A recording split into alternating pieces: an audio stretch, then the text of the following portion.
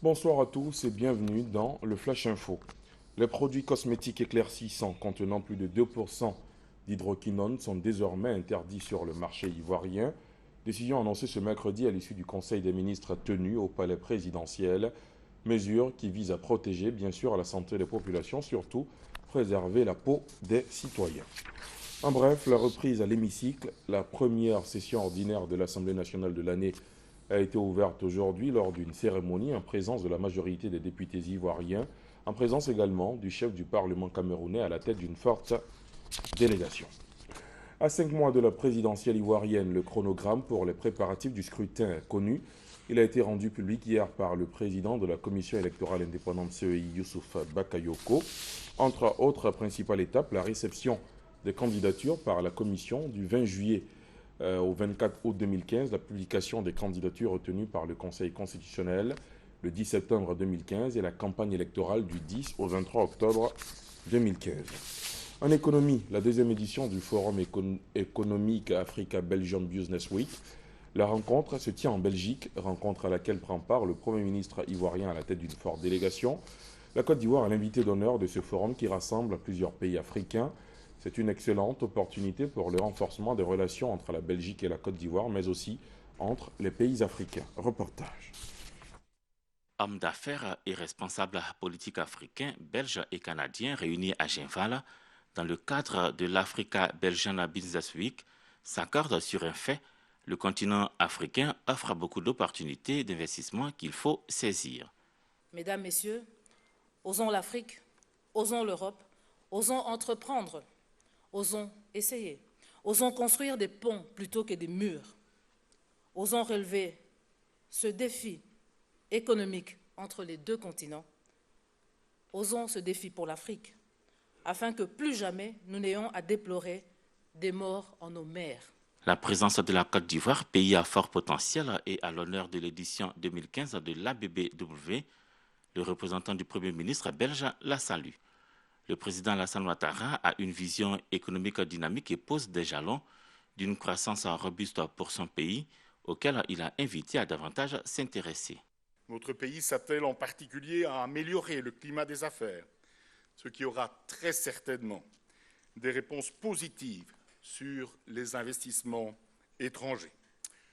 Je me réjouis que vous puissiez partager l'expérience ivoirienne avec nous.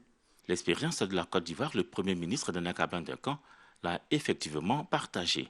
D'abord dans son message en mettant en exergue les atouts du pays, ensuite au cours des échanges qui ont suivi en insistant sur la transparence dans les différentes relations avec le monde des affaires.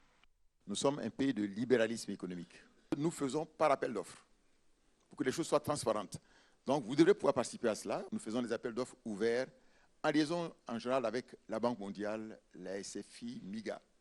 La Côte d'Ivoire est devenue le premier pays dans le monde à obtenir des concours MIGA du fait donc de cette transparence et avec 828 millions donc de dollars d'investissement de MIGA sur la Côte d'Ivoire. Le Forum économique Africa Belgian Business Week accueille aux côtés de la Belgique et du Québec, le Maroc, la RDC et bien d'autres pays d'Afrique. La Côte d'Ivoire a 3 jours pour les convaincre de faire ou de continuer de faire affaire avec elle et pour les rassurer sur son environnement des affaires. Le gouvernement ivoirien a obtenu de la Banque mondiale 25 milliards de francs CFA pour financer le projet Emploi Jeunes et Développement des compétences PGDEC. Plus de 27 000 jeunes sont en situation de travail sur l'ensemble du territoire dans des entreprises publiques et privées grâce à l'initiative. Des bénéficiaires de ce projet ont reçu la visite du ministre d'État de l'Emploi, des Affaires sociales et de la formation professionnelle. Moussa Dosso, on en reparle dans la grande édition. À l'étranger, Faure Gnassingbé est conduit à la tête du Togo. Le président sortant au pouvoir depuis 2005 a remporté l'élection présidentielle avec 58,75% des suffrages exprimés. Son principal adversaire, Jean-Pierre Fabre, lui a obtenu 34,95%, des chiffres annoncés par la commission électorale togolaise hier soir. Selon la commission électorale nationale, Faure Sozima Gnassingbé est donc élu au titre des résultats provisoires, sous réserve de confirmation de ces résultats par la Cour constitutionnelle. Le taux d'abstention a atteint 40,1% lors du scrutin présidentiel de samedi. Au Burundi, une relative accalmie a été observée dans la capitale Bujumbura ce mercredi. Même si la matinée a été émaillée de quelques incidents à Sibitok, Nyakabiga et surtout Moussaga, un important dispositif policier et militaire demeure non seulement dans ces quartiers où se déroulaient les manifestations ces derniers jours, mais aussi dans d'autres quartiers de la capitale.